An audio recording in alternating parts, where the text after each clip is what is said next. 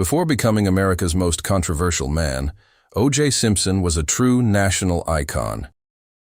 He wasn't just a football player, he was a cultural phenomenon.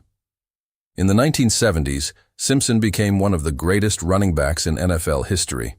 In 1973, he did something that seemed impossible. He ran for over 2,000 yards in a single season, a historic record at the time. But his fame wasn't limited to sports. He became a Hollywood actor, a sports commentator, and a star of commercials.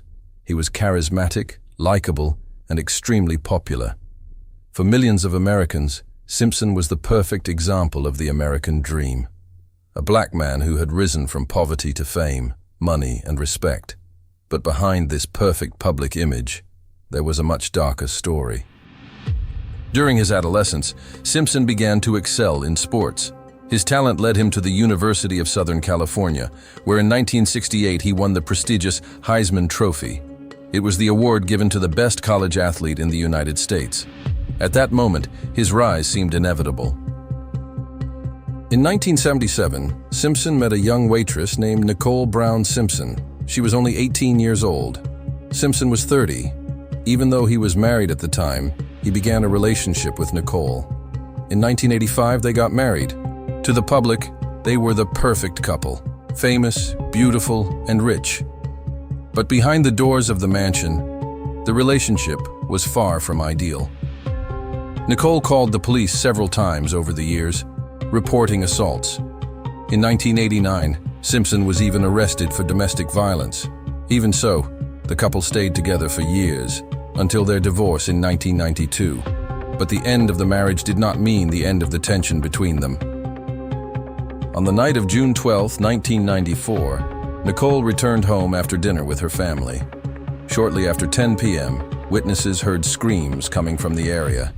Hours later, a horrific scene would be discovered.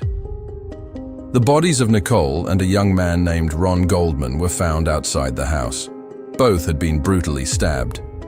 Ron Goldman was a waiter who worked at a restaurant called Mezzaluna. He had gone to the house only to return a pair of glasses that Nicole's mother had forgotten at the restaurant.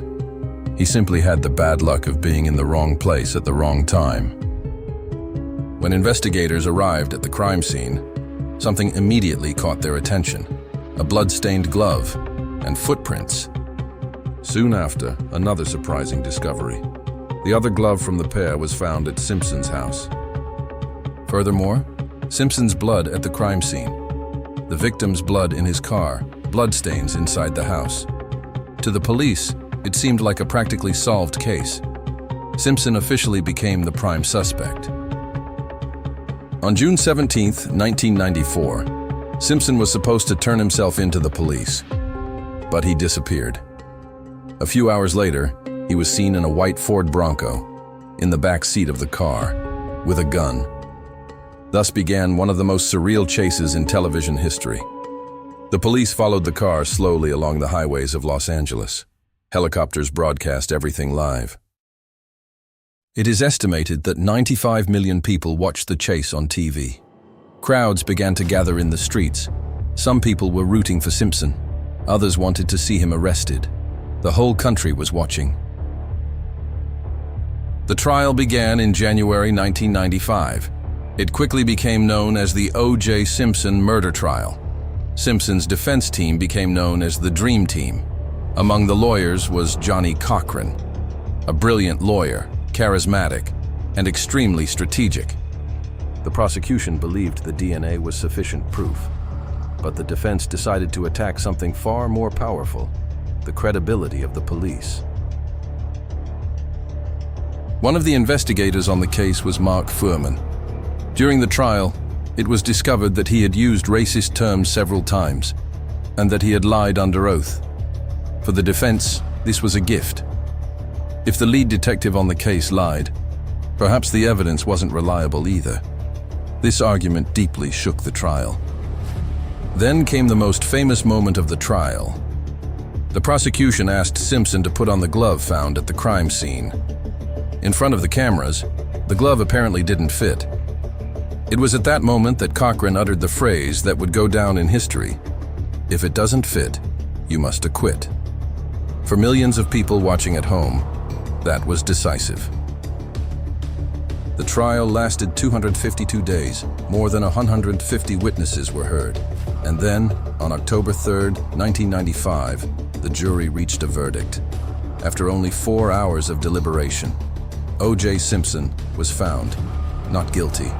The reaction was immediate. Some celebrated, others were outraged. America was completely divided.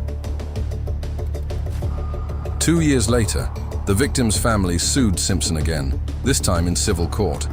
In 1997, the jury decided that Simpson was responsible for the deaths and ordered him to pay $33.5 million, an amount he never fully paid. Simpson's life never returned to normal. He lost contracts, he lost his reputation, and he lost money. In 2007, he was arrested again for robbery in Las Vegas. This time, he was sentenced to 33 years in prison. He served 9 years before being released. Simpson died in 2024 at the age of 76. But even today, the debate continues. Was he guilty or a victim of a flawed system? That question may never be answered.